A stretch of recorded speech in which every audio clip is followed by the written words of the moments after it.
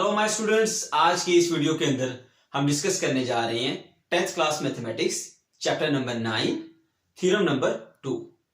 Students, mostly आपकी तरफ से ये प्रॉब्लम आता है कि सर थ्योरम जो है वो हमें याद करने पड़ते हैं, थ्योरम समझे नहीं जाते या हमें समझ नहीं आती। पेपर के अंदर एक थ्योरम दूसरे के साथ मिक्स हो रहा होता है, हमें ये नहीं समझ आ रही होती कि पेपर की जो स्टेटमेंट उसमें लिखी हुई है उसको देख के कि ये कौन सा थ्योरम है, हम कौन सा थ्योरम करें। हमें चारों थ्योरम आते हैं लेकिन उसमें से ये कौन सा है हमें ये आइडिया नहीं होता, हम एक की जगह दूसरा थ्योरम लिख के आ जाते हैं। उसकी बच्चों वजह यह है कि आपने थ्योरम को समझा नहीं है, आपने थ्योरम को याद किया है।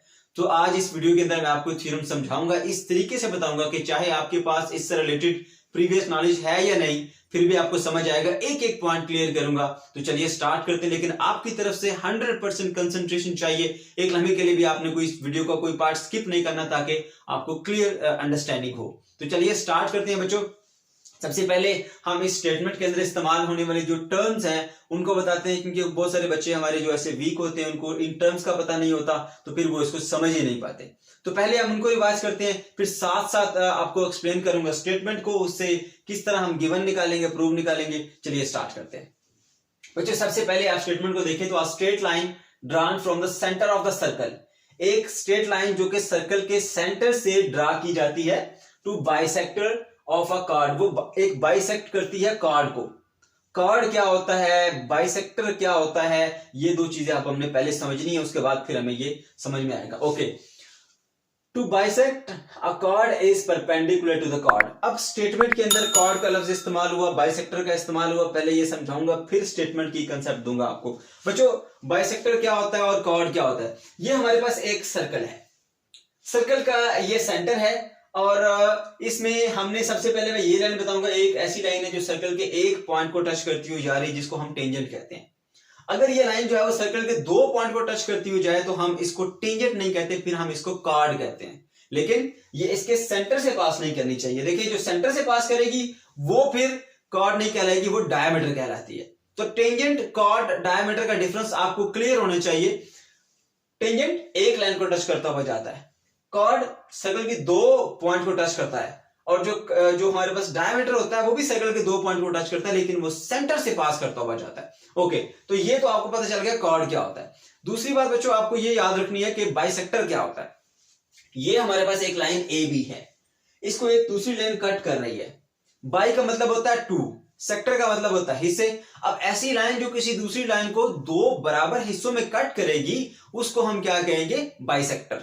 तो बच्चों ये जो हमारे पास लाइन है ना ए बी एक लाइन है, उसका ये बाइसेक्टर है जो इसको दो इक्वल पार्ट में कट करता है। तो यहां आपने एक बात और ध्यान में रखनी है कि जो भी बाइसेक्टर होता है वो दूसरी लाइन को बिल्कुल मिड पॉइंट से कट करता है, यानी जिस पॉइंट से ये कट कर रहा है वो मिड पॉइंट होता है, उसको एम कहते हैं। याद रखना आपने, बाइसेक्टर जो है वो हमेशा किसी लाइन को मिड पॉइंट से कट करता है। देखिए, ये एक मार्कर है, मैंने इसको दो इक्वल पार्ट्स के अंदर कट करना है, तो मैं इसके मिड पॉइंट से इसको ऐसे कट करूंगा ताकि दो इक्वल पार्ट बने। अगर मिड पॉइंट के अलावा कहीं आगे या पीछे इसको कट करूंगा यहां से, तो ये जो पार्ट है ये स्मॉल होगा, ये वाला पार्ट जो है वो लार्ज होगा। ओके बच्चों, अब ये चीज आपने सीख ली। अब आते हैं हम अपने स्टेटमेंट के अंदर, इससे गिवन कैसे निकालना है, प्रूफ कैसे निकालना है वो भी आपको बताऊंगा। पहले स्टेटमेंट समझे। A straight line drawn from the centre of the circle, एक सर्कल के सेंटर से सीधी लाइन ड्रा की जाती है टू बाइसेक्ट अ कार्ड, एक कार्ड को बाइसेक्ट करने के लिए। सबसे पहले आपने क्या करना है, यहां पर एक सर्कल ड्रा कर लिया, मैंने डायग्राम पहले से बनाई है। अब आप क्या करेंगे, सबसे पहले सर्कल ड्रा कर लिया। ओके, ये उसका सेंटर है।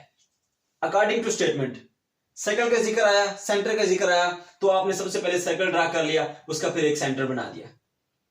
अब वो कहता है line drawn from the centre to bisect a chord, एक बाइसेक्ट को बाइसेक्ट करना है कार्ड को। तो सबसे पहले इसका मतलब इसमें कोई कार्ड होगा, आपने यहां पर एक कार्ड बना लिया, ये ए ये बी एक कार्ड बन गया। उसने कहा सर्कल के सेंटर से एक लाइन ड्रा करो जो कार्ड को बाइसेक्ट करती हो।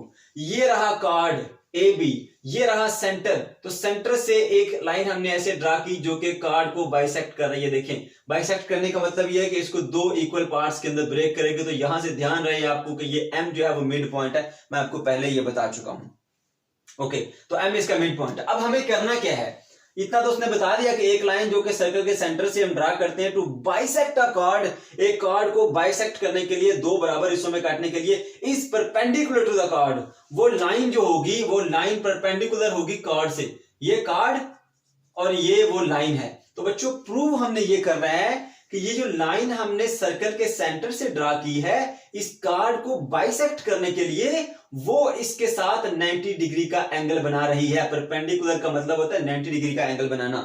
ये चीज अब हमने प्रूव करनी है। अब बच्चों इसके जो गिवन है और स्टेटमेंट प्रूव आपने कैसे लिखना है, अब आपको परेशान होने की जरूरत नहीं है, आपको सब कुछ स्टेटमेंट से ही मिलता है। आप चाहें तो अपनी वर्डिंग में भी लिख सकते हैं, यहां मैंने बुक वाला लिखा है, चाहे तो आप अपनी वर्डिंग में लिख सकते हैं। देखें इसमें किस किस चीज का जिक्र किया गया है, एक कार्ड का जिक्र किया गया है, एक लाइन का जिक्र किया गया है, सर्कल का जिक्र आया है। तो आपने सबसे पहले लिखना चाहे अपनी तरफ से तो आप लिख सकते हैं कि एक सर्कल है विद सेंटर ओ, ओके, उसके अंदर एक कार्ड है, उस कार्ड का नाम क्या है जी, ए बी। ये भी आप गिवन के अंदर लिख सकते हैं, ये चीजें बताई गई हैं। ओके, एक कार्ड ए बी है, एक सर्कल विद सेंटर ओ है, और एक लाइन है वो उसका नाम भी ओ एम, अगर हमने ड्रा कर लिया, इसको मिड पॉइंट है तो ओ एम कहते हैं। एक लाइन ओ एम है जो इसको दो इक्वल पार्ट्स के अंदर ब्रेक करती है, यानी मिड पॉइंट से इसको कट करती है। बाइसेक्ट करने का मतलब ये है कि दो बराबर हिस्सों में काटना, और दो बराबर हिस्सों में काटना तभी मुमकिन है अगर आप लाइन को उसके मिड पॉइंट, दरमियाने सेंटर वाले पॉइंट से काटेंगे, जिसको हमने एम का नाम दिया है। तो बच्चों इस तरह आपके पास गिवन में क्या आएगा, M is the mid point of the chord A B. एक कार्ड ए बी है, मैंने आपसे कहा अपनी वर्डिंग में लिखें, कार्ड ए बी का जिक्र करें, सर्कल का जिक्र करें, और ये बताएं कि एम क्या है, मिड पॉइंट है। ये 3 पॉइंट हमें यहां गिवन में मिले। मिड पॉइंट कैसे पता लगा, क्योंकि ये क्या कर रहा है, बाइसेक्ट कर रहा है। बाइसेक्ट तभी होता है अगर उसको मिड पॉइंट से कट किया जाए तो। ओके, उसके बाद बच्चों प्रूफ क्या करना है अब आपने, वो जरा सुन लें। कहा गया है कि ये जो लाइन है वो बाइसेक्ट करती है कार्ड को, वो line is perpendicular to chord, वो लाइन कार्ड के परपेंडिकुलर है। बच्चों बात किसकी हो रही है, स्ट्रेट लाइन की, जो कार्ड को कट करती है, वो लाइन कार्ड के साथ 90 डिग्री का एंगल बनाए। ये हमने प्रूव करना है कि इसके और इसके दरमियान एंगल जो है वो 90 डिग्री का है, ये प्रूव करना है। ओके, तो इस लाइन का नाम क्या है, ओ एम, और इसका नाम क्या है, ए बी। तो आपने यहां प्रूफ में लिखना है कि O M is perpendicular to A B, कि जो ओ एम लाइन है ना, ओ एम लाइन वो 90 डिग्री पर है। आप अपनी वर्डिंग में लिख सकते हैं, O M makes a angle 90 degree to A B, अपनी वर्डिंग में लिख दें, नो प्रॉब्लम। ओके, तो ये लिखा हमने। उसके बाद बच्चों आप कंस्ट्रक्शन क्या करनी है, कंस्ट्रक्शन हम क्यों करते हैं। देखिए आपने इस सिचुएशन के अंदर, मैं यहां पर अगर इसको थोड़ा सा साफ कर दूं, यहां पर देखो बच्चों, अब ये बन गया हमारे पास स्टेटमेंट, जो हमें बताया उसके मुताबिक हमारे पास ये बन गया। लेकिन इसकी हेल्प से अब हम कुछ प्रूफ तो नहीं कर पा रहे, हमने ये बात प्रूफ भी तो करनी है कि इस लाइन और इस लाइन के दरमियान एंगल जो है वो 90 डिग्री है। तो हम तो इस तरह कभी प्रूफ नहीं कर पाएंगे। प्रूफ करने की गर्ज से हम क्या करेंगे, इसके अंदर कंस्ट्रक्शन करके ट्राइंगल्स बनाते हैं। कंस्ट्रक्शन क्या करनी है, इस तरह से कुछ करें कि ये क्या बन जाए, दो ट्राइंगल बन जाए, फिर हम ट्राइंगल्स का कंपैरिजन करके हम थ्योरम को प्रूव करेंगे। ओके, अब दो ट्राइंगल बनाने के लिए हमें कंस्ट्रक्शन करनी पड़ेगी। तो बच्चों कंस्ट्रक्शन में क्या करेंगे, हम join point A to and B to the point O. हमने क्या किया, ए पॉइंट को और बी पॉइंट को ज्वाइन कर दिया, किससे, ओ से। ऐसा क्यों कर रहे हैं हम, इसलिए कर रहे हैं ताकि ये ट्राइंगल बन जाए और हम इसके ऊपर ट्राइंगल्स के जो थ्योरम्स हैं उनको अप्लाई करके इसको प्रूव कर सकें। ओके बच्चों, इसलिए हमने ए पॉइंट को ओ से ज्वाइन कर दिया, बी को भी ओ से ज्वाइन कर दिया, और यहां पर ये जो दो एंगल बने हैं ना, इनको सिर्फ नाम दे दिया हमने। एक को एंगल 1 का नाम दे दिया, एक को एंगल 2 का। ये है हमारी वो डायग्राम जो मैंने आपको सिखाई। ओके, इस तरह साथ साथ आपने डायग्राम भी कंस्ट्रक्ट कर लेनी है। ये हमने जैसे अभी आपके सामने मैंने डायग्राम बनाई है, इसी स्टेटमेंट की हेल्प से बनाई है। ओके, अब हमने ये डायग्राम बना ली बच्चों, अब हमने प्रूव करना है इसको। अब प्रूव करने से पहले सबसे बड़ा इश्यू बच्चों के लिए ये जो पोर्शन है ना, ये तो चलो याद हो जाता, रट्टा लगा ही लेते हैं किसी तरह से। ये प्रॉब्लम जो है वो बहुत ज्यादा प्रॉब्लमेट्रिक होता है, ये रीजन। बच्चों इसका सबसे आसान तरीका बताऊंगा आपको। क्या करना है, आपने अपने माइंड में एक बात जरा समझनी है। क्या है कि जो एक ट्राइंगल है उसके पास 6 कंपोनेंट होते हैं, 3 उसकी एंगल्स होती हैं, 3 उसकी साइड्स होती हैं। बच्चों ये देखिए, 3 साइड्स और 3 एंगल, टोटल कितने कंपोनेंट हो गए, 6 कंपोनेंट हो गए। तो हम जब दो ट्राइंगल का कंपैरिजन करते हैं कि क्या ये ट्राइंगल दूसरी ट्राइंगल के कॉन्करेंट है या नहीं, इसकी हेल्प से हम चीजों को प्रूव करते हैं। इसी वजह से कंस्ट्रक्शन में हमने ये ट्राइंगल बनाई।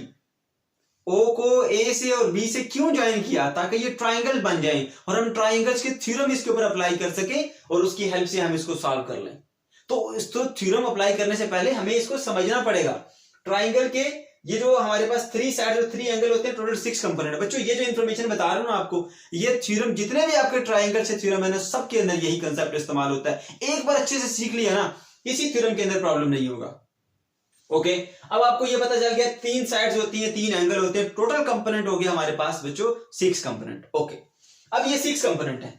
हम जब दो ट्राइंगल का आपस में कंपैरिजन करते हैं तो याद रखें, उन ट्राइंगल्स के अगर कोई से 3 कंपोनेंट्स जिनके बारे में आप जानते हैं कि ये 3 कंपोनेंट्स इनके, इस ट्राइंगल के और इस ट्राइंगल के आपस में बराबर हैं, तो याद रखें वो दोनों ट्राइंगल आपस में क्या होंगी, कॉन्करेंट होंगी। अगर कोई से 3 कंपोनेंट, चाहे तीनों की तीनों साइड इस तरफ ट्राइंगल की और तीनों की तीनों साइड इस ट्राइंगल की, अगर आपस में कॉन्करेंट हो जाती हैं तो पूरी की पूरी ट्राइंगल ही कॉन्करेंट होगी। बाकी 3 कंपोनेंट को हम टेस्ट नहीं करेंगे। अगर 6 में से 3 कंपोनेंट्स इनके आपस में मैच कर जाएं तो हम बाकी को टेस्ट नहीं करेंगे, हम लिख देंगे कि पूरी की पूरी ये ट्राइंगल और ये ट्राइंगल आपस में कॉन्करेंट हैं। तो बच्चों ये चीज अब आपने समझनी है। तो जैसे हमारे पास एक ये ट्राइंगल है और एक ये ट्राइंगल है, अब इनके 3 कंपोनेंट और 3 एंगल, 6 कंपोनेंट इसके हैं, 6 कंपोनेंट इसके हैं। अगर कोई से 3 कंपोनेंट, चाहे 3 एंगल मिल जाए इनके, चाहे 3 साइड मिल जाए, चाहे 2 साइड 1 एंगल इसका, 2 साइड 1 एंगल इसका आपस में मैच कर जाए, चाहे 2 एंगल और 1 साइड इसका और 2 एंगल और 1 साइड इसका मैच कर जाए। बच्चों ये है मेन थ्योरम जो हम बार बार इस्तेमाल करते हैं, हमें इस चीज का पता ही नहीं होता, बहुत आसानी से हम इसको तैयार कर सकते हैं। ओके, तो बच्चों क्या करना है, कोई से तीन चीजें आपने मैच करनी है, चाहे 3 एंगल मैच कर दो, चाहे 3 हमारे पास साइड्स आप इसकी कॉन्करेंट कर दो, तो पूरी पूरी ट्राइंगल कॉन्करेंट हो जाएगी। जब ट्राइंगल कॉन्करेंट हो जाएगी फिर हम बहुत आसानी से प्रूव कर पाएंगे कि ये एंगल कैसे 90 डिग्री बना। चलिए इसको स्टार्ट करते हैं। देखिए सबसे पहले हमने क्या किया, ये कंस्ट्रक्शन की थी, तो एक ये ट्राइंगल बन गई, एक ये ट्राइंगल बन गई। इसका नाम क्या है, OAM कहते हैं आप इसको, इसका नाम क्या है, OBM। तो बच्चों OAM और OBM के इसके दरमियान आपने ये डबल एरो लगाया, ये बेसिकली इस चीज को शो कर रहा है कि हम कंपैरिजन करने जा रहे हैं इन दो ट्राइंगल का। ट्राइंगल OAM का कंपैरिजन कर रहे हैं ट्राइंगल OBM के साथ, ये हमने बताया कि हम क्या कर रहे हैं। ओके, अब बच्चों क्या करेंगे, कंपैरिजन में आपने वो चीजें इसमें काउंट करनी जिसके बारे में आप 100% श्योर है कि ये तो इक्वल हैं, डाउट वाली कोई चीज नहीं लेनी। ओके, अब देखें ये एक हमारे पास यहां से ले लेते हैं, ये O और ये A, OA और OB, इस ट्राइंगल के अंदर OA और इस ट्राइंगल के अंदर OB, ये दोनों बराबर हैं।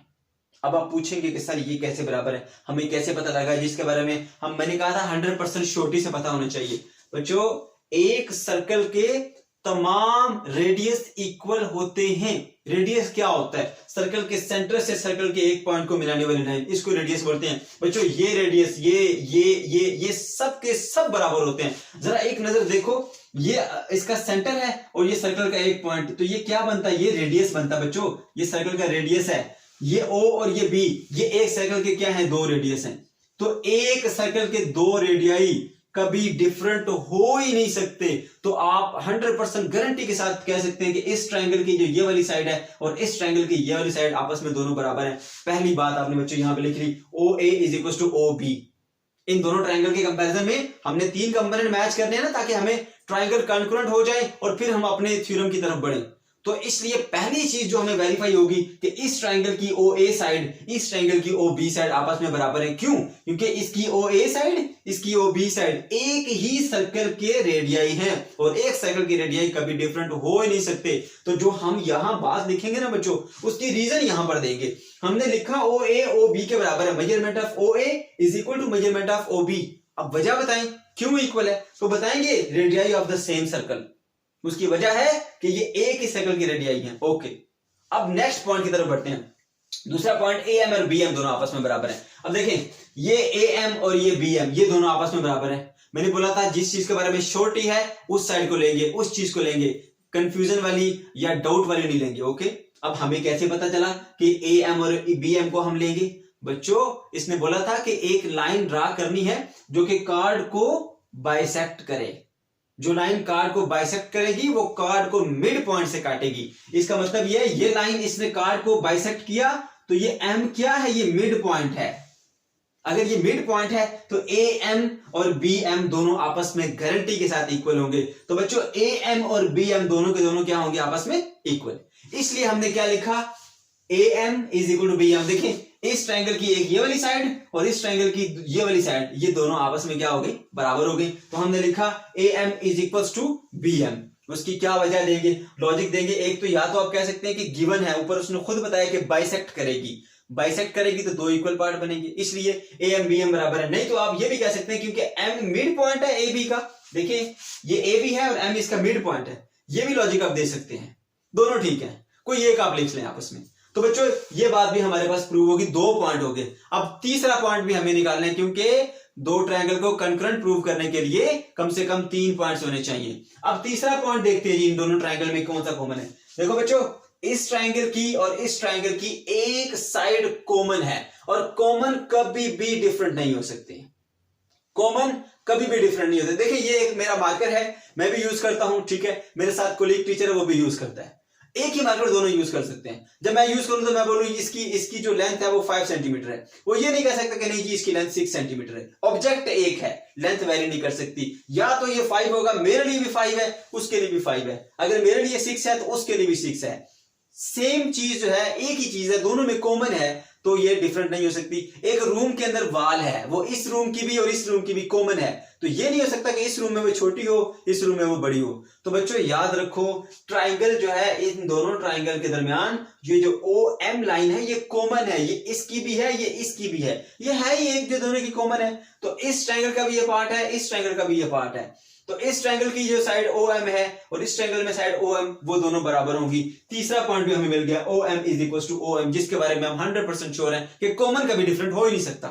ओके, तो उसकी क्या वजह बताई हमने, क्यों लिखा इस ट्रायंगल के अंदर ओ एम और इस ट्रायंगल के अंदर ओ एम बराबर है, वजह लिखी कि ये कॉमन है। अब बच्चों 3 पॉइंट जिनके बारे में मैंने आपको यहां बताया था, 3 पॉइंट्स अगर दोनों ट्रायंगल के मैच कर गए तो मतलब कि पूरी ट्रायंगल ही कॉन्करेंट है। देखिए 1 2 3 पॉइंट मैच करके, तो जिन ट्राइंगल का हम आपस में कंपैरिजन कर रहे थे उन ट्राइंगल्स के बारे में हम बताएंगे कि ये ट्राइंगल क्या है, आपस के अंदर कॉन्करेंट हैं। इसलिए वजह क्या देंगे, हमने बोला कि ये ट्राइंगल इस ट्राइंगल के कॉन्करेंट है, उसकी भी वजह देनी पड़ेगी।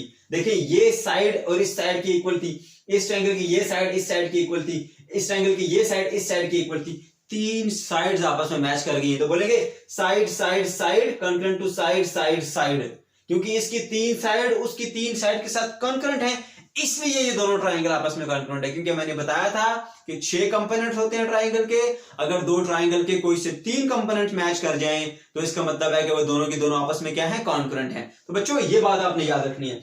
इस तरह अब हमारा काम नजदीक हो गया कि ये ट्राइंगल इस ट्राइंगल के कॉन्करेंट है। ओके, अब देखिए अब असल हम बात की तरफ बढ़ते हैं। अब हमने प्रूव करना है कि ये एंगल 90 डिग्री है, 1 को प्रूव कर ले या 2 को प्रूव कर ले, दोनों को कोई एक भी 90 इक्वल प्रूव होना चाहिए। बच्चों 2 ट्राइंगल अगर कॉन्करेंट हैं तो उनकी कॉरस्पॉन्डिंग साइड्स भी कॉन्करेंट होंगी। अब कॉरस्पॉन्डिंग साइड कौन सी होती है, जैसे देखिए एक ये ट्राइंगल है ना, एक ये ट्राइंगल है, अगर ये दोनों कॉन्करेंट हैं, मैं यहां लिख देता हूं कि ये दोनों क्या है, कॉन्करेंट है।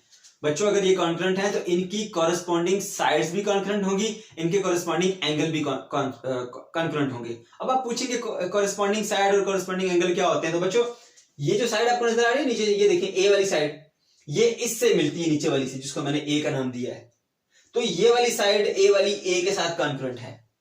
अब देखो ये जो साइड है ना सी वाली, ये इस साइड से मिलती है, ये देखिए ये इसके कॉन्करेंट, इसलिए मैंने दोनों को सी सी का नाम दिया ताकि आप क्लियरली आइडेंटिफाई कर सकें। ये वाली जो साइड है ना, ये इसकी इस ट्राइंगल की साइड से मिलती जुलती है, तो ये इसके कॉन्करेंट है। अगर दोनों ट्राइंगल कॉन्करेंट है तो इनकी ये साइड आपस में कॉन्करेंट होगी, जो आपस में मिलती जुलती साइड्स हैं। ओके, अब ये वाला जो एंगल होगा वो इसके कॉन्करेंट होगा, ये वाला जो एंगल होगा वो इसके कॉन्करेंट होगा, ये वाला जो एंगल होगा वो इसके कॉन्करेंट होगा। बच्चों इस तरह से हम देख सकते हैं कि ट्राइंगल जो है वो कॉन्करेंट होती है तो उनकी कॉरस्पॉन्डिंग साइड्स भी और कॉरस्पॉन्डिंग एंगल भी कॉन्करेंट होते हैं। ओके, ये कंसेप्ट अब हम यहां पर यूज करेंगे। बच्चों देखो हमने प्रूव कर दिया कि ये ट्राइंगल इस ट्राइंगल के कॉन्करेंट है, तो इसका मतलब है फिर जो इसका ये वाला एंगल है इससे मिलता जुलता एंगल कौन सा है, एंगल 2। इस ट्राइंगल का एंगल 1, इस ट्राइंगल का एंगल 2, ये आपस में मिलते जुलते हैं, ये कॉन्करेंट है, तो कॉन्करेंट एंगल भी फिर आपस में क्या होंगे, इक्वल होंगे। ओके, इसलिए मैंने यहां पर लिखा measurement of angle 1 is equal to measurement of angle 2। वजह क्या लिखी है, corresponding sides of the congruent triangle. Corresponding angles लिखना चाहिए था, सॉरी मैंने साइड लिख दिया, कॉरेस्पॉन्डिंग एंगल्स लिखेंगे।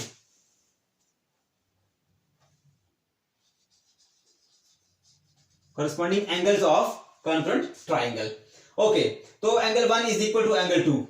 अब ये इंफॉर्मेशन हमने याद रखनी है कि 1 एंगल एंगल 2 के इक्वल है। फिर इसके अलावा एक और मैथमेटिक्स के अंदर एक कंसेप्ट होता है हमारे पास सप्लीमेंट्री एंगल्स का, कि दो एंगल का सम अगर 180 हो तो उसको हम बोलते हैं सप्लीमेंट्री एंगल्स। अब देखो बच्चों, एक स्ट्रेट लाइन जो है ना, स्ट्रेट लाइन हमेशा कितना एंगल बनाती है? स्ट्रेट लाइन का एंगल होता है 180 डिग्री। तो इस एंगल का और इस एंगल का हमें नहीं पता कितना एंगल है, ये हमें ये आइडिया नहीं है कि ये वाला एंगल और ये वाला एंगल कितना है, लेकिन हमें ये पता है कि इन दोनों का सम 180 है, क्योंकि दोनों मिलकर 180 बना रहे हैं। दीज आर सप्लीमेंट्री एंगल्स, तो इसलिए लिखा sum of angle 1 plus angle 2 is equal to 180। देखिए फिर बता रहा हूं आपको, हमने ये चेक करना है एंगल 1 एंगल 2 कितना है, हमें नहीं पता। इतना पता कि ये दोनों एंगल इक्वल हैं, क्योंकि दोनों ट्राइंगल इक्वल हैं, तो ये कोरेस्पॉन्डिंग एंगल है, ये भी दोनों इक्वल हैं। लेकिन हमें ये नहीं पता कि इनकी वैल्यू कितनी कितनी है, हमने मैथमेटिकली प्रूव करके बतानी है। बच्चों एक लाइन का टोटल एंगल होता है 180 डिग्री, 180, 180 डिग्री होता है। अब इसके अंदर दो एंगल है 1 प्लस 2, दोनों का सम करने से 180 मिला, जिसको हम सप्लीमेंट्री एंगल कहते हैं, इसीलिए लिखा 1 plus 2 is equal to 180 degree. अब बच्चों 1 और 2 दोनों आपस में इक्वल है, तो चाहो 1 की जगह 2 लिख दो, चाहो 2 की जगह 1 लिख दो। मैंने ऐसे किया, एंगल 2 की जगह पर एंगल 1 लिख दिया। क्यों लिखा? ताकि मैं इसकी वैल्यू निकालूं। एंगल 1 प्लस एंगल 1, ये दोनों सेम है। जैसे एप्पल प्लस एप्पल 2 एप्पल होता है, वैसे measurement angle 1 plus measurement angle 1 क्या हो गया? 2 time measurement of angle 1 is equal to 180 degree. अब ये 2 यहां मल्टीप्लाई हो रहा है, इस तरफ आके डिवाइड हो जाएगा, तो measurement of angle 1 is equal to 180 divided by 2 which is equal to 90। बच्चों यही बात हमने प्रूव करनी थी कि एंगल 1 किसके इक्वल आ गया? 90 डिग्री के। अब जब एंगल 1 जो है वो 90 डिग्री के इक्वल आ गया, इससे बात प्रूव हो गई हमारे पास कि ये जो हमारे पास एंगल है 190 डिग्री यानी OM और जो हमारे पास AB है, दोनों आपस में क्या है? 90 डिग्री पर हैं। और यही तो चीज हमने प्रूव करनी थी कि ये जो लाइन है वो इस कॉर्ड के ऊपर परपेंडिकुलर है। तो बच्चों अगर आपको कोई कंफ्यूजन है, कोई प्रॉब्लम है, तो आप कमेंट सेक्शन में जरूर पूछ सकते हैं। ये था हमारा आज का थ्योरम। मैं उम्मीद करता हूं कि इस थ्योरम को समझते हुए आप और भी बहुत सारे थ्योरम जो है वो सॉल्व कर पाएंगे, क्योंकि इसके अंदर मैंने एक एक चीज को डिटेल से एक्सप्लेन कर दिया है। Thanks for watching.